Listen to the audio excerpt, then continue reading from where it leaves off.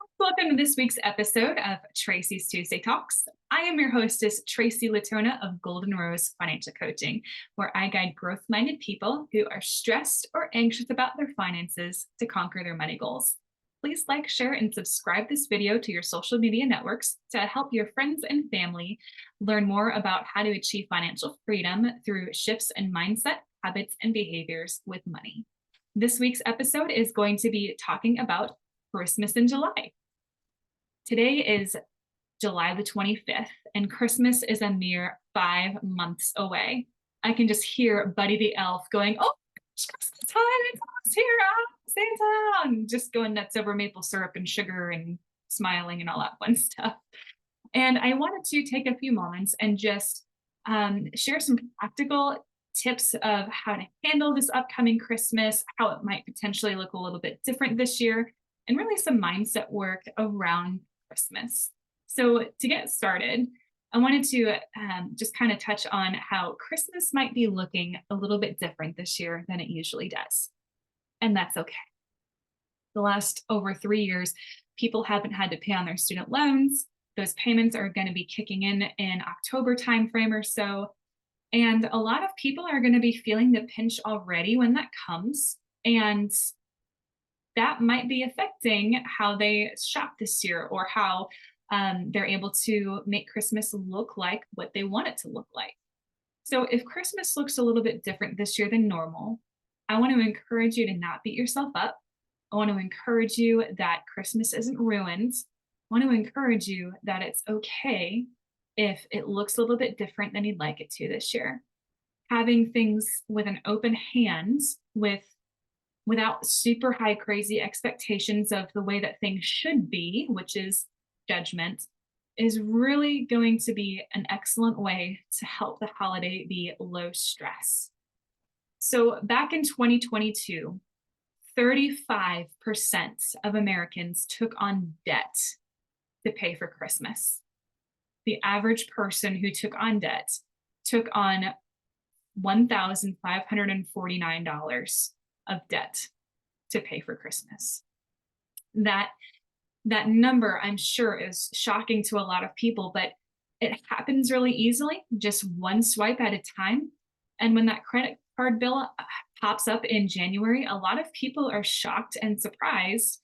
And they've got that number, those payments following them well into spring to pay for past purchases to make Christmas look like what they want it to.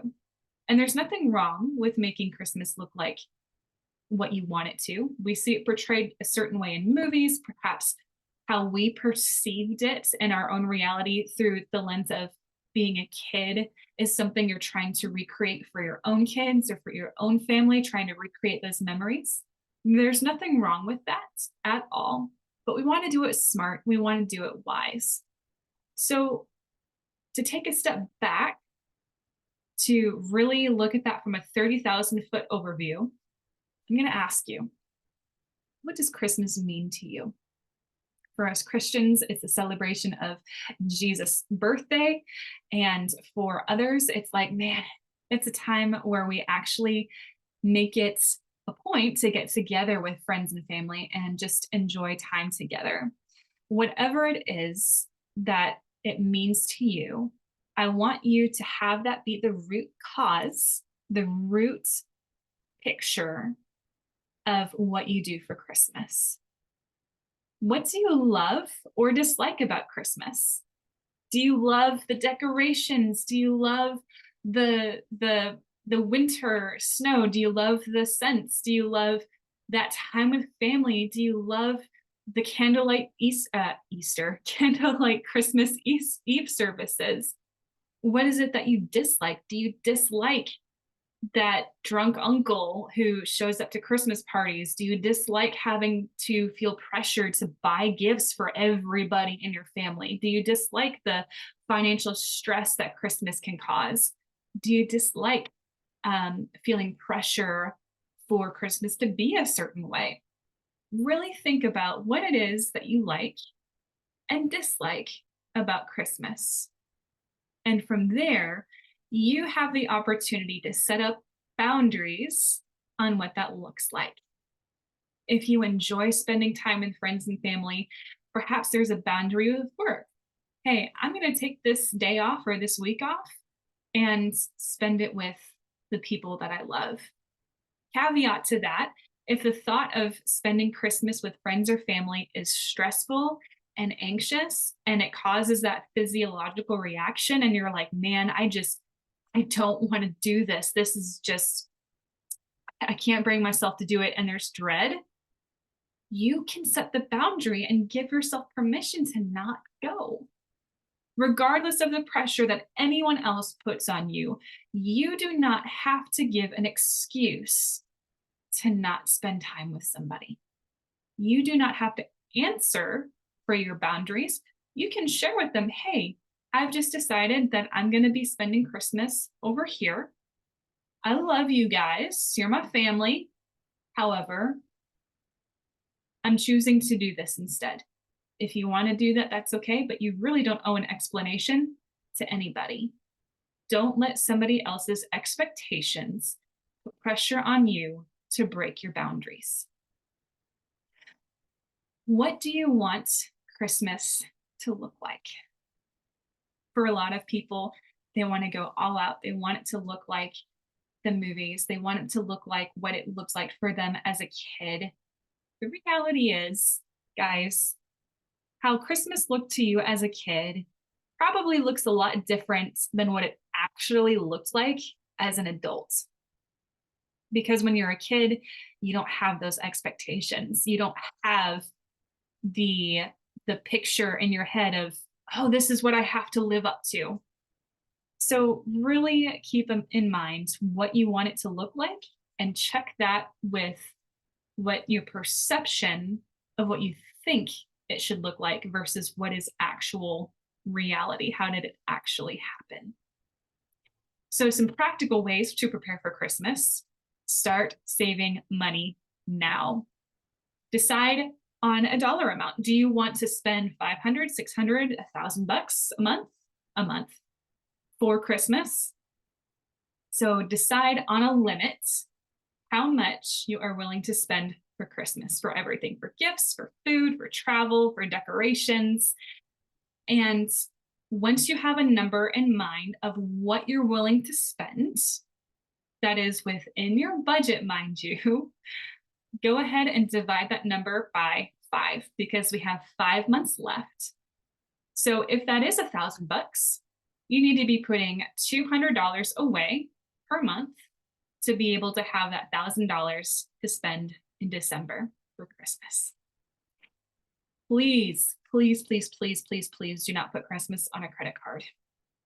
Yes, there is cashback rewards, which are a farce, but that interest that's going to follow you into the spring is going to be more than those quote unquote rewards. I guarantee it. And psychology and studies and MRIs show that people who spend money on a credit card spend more than what they do on cash with cash. So have a number in mind that you want to spend. That's your boundary for your finances, and start saving now to be able to reach that. Recognize that Christmas might look different this year. I know I'm a broken record, but keep in mind that, guys, we've come out of a very stressful last few years. Student loans are kicking back up again. Inflation is finally starting to come down a little bit, but there's still a lot of people who are playing catch up. Be okay with Christmas looking a little bit different this year. Do not lose sight of your priorities because of Christmas. Do not lose sight of paying off debt. Don't lose sight of putting money into savings. Don't lose sight of your ultimate big financial goal that you are working towards. And for all things holy, please pay your rent and pay your utilities. I talked with several people last year who chose to buy their kids gifts and didn't pay their rent and didn't pay their utilities. I think your kid is going to be happier with a roof over their head and water and electricity than they are with a toy. So please make sure that you keep your priorities in focus. Please don't use Christmas as an excuse to just blow off all of the hard work that you've already done. And lastly, another tip that some of my clients really, really loved is if you are having a family gathering, do a drawing for gifts. For my family, I actually got this from my mom's side of the family. Like, there were 12 of us grandkids and who knows how many adults. It was crazy. So, what they did was the adults would draw one name from a hat and they would buy one gift for one person up to a certain dollar amount. When I've shared this with my clients and my clients shared this with their families were like, oh, thank God. Because buying gifts for so many people can be really, really stressful. And lastly, remember what's important.